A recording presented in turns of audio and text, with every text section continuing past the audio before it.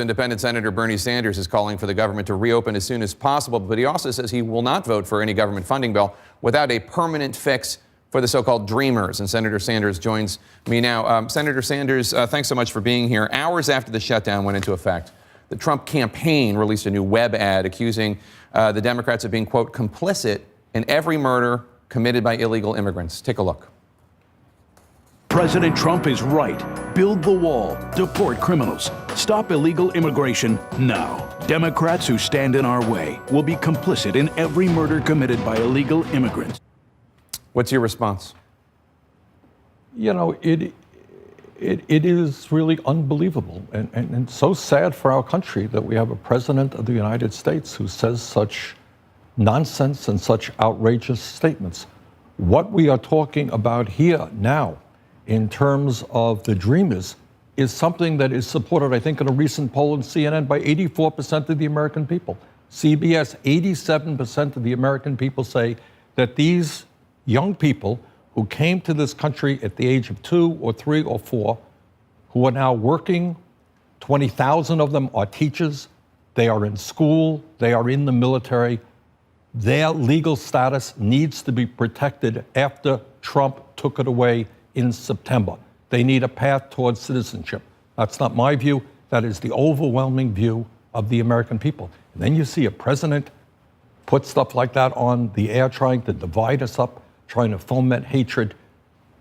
It is really sad. A CNN poll also suggested that while the public supports a pathway for the dreamers to some sort of legal status, they don't think it should be tied to funding for the government. Well, it's not just the dreamers that we're talking about. Let's be clear. Republicans control the House, the Senate, and the White House. This is the first time in the history of this country when you had one party controlling all 3 branches of government that there has been a shutdown.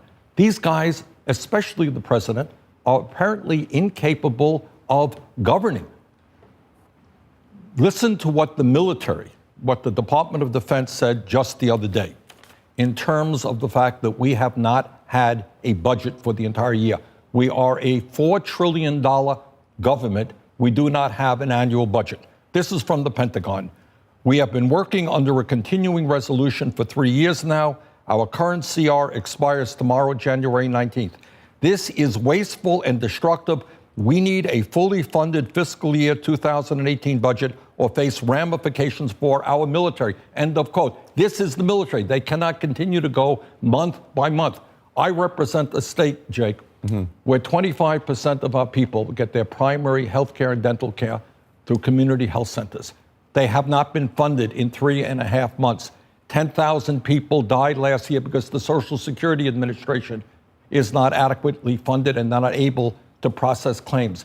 VA has 30,000 vacancies. 10,000 people died because of the claims. People who have disabilities, Washington Post story, put their claims in.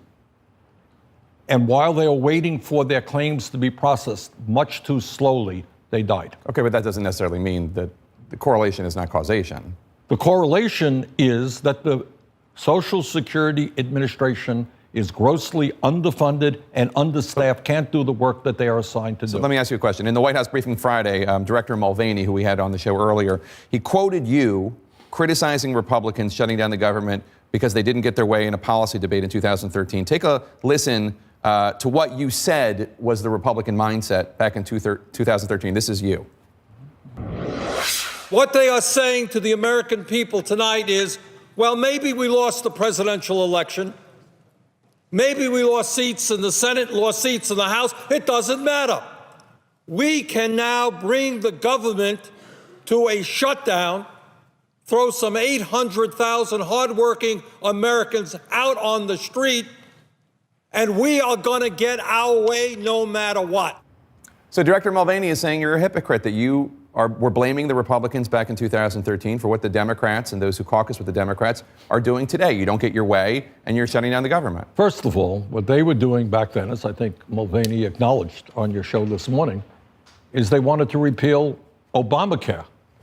Obama was the president. You know what? Obama was not going to repeal Obamacare and throw tens of millions of people, allow tens of millions of people to lose their health insurance. But let's be clear now, and I know people are sick and tired of the blame game, and I understand that. But here is the reality. It takes 60 votes in the United States Senate to get anything done. The other night, Mitch McConnell walked onto the floor of the Senate, and he knows the rules better than anybody.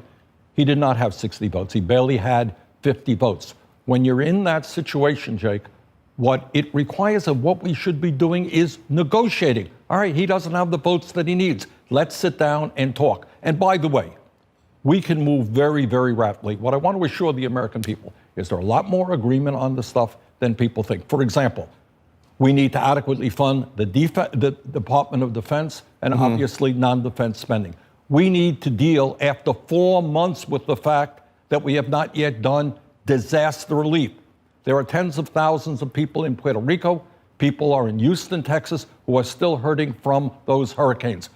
How come the Republicans were so quick to move forward to try to provide huge tax breaks for billionaires? They addressed that issue in their tax bill. Healthcare, they wanted to repeal Affordable Care Act, throw 32 million people off of health insurance. Why can't they provide disaster relief for the states and territories that need it? On the immigration issue, would you be willing to vote for $20 billion in appropriations to build a border wall in exchange for, you and the Democrats are in the minority, in exchange for a pathway to some sort of legal status for the Dreamers? Is that a compromise you're willing to make? It's something, look, I think the wall was a great idea in the 15th century when the Chinese built the Great China Wall.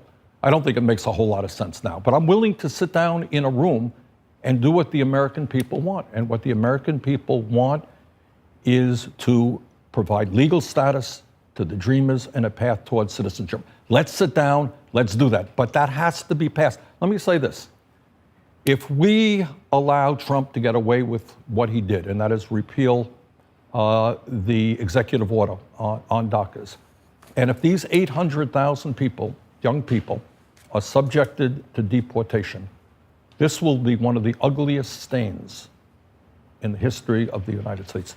Young people who know no other country than this country, who came here at 2 or 3 years of age, to now be subjected to deportation would be a stain that this country would never recover from. Senator Sanders, thank you so much for being here. We appreciate it.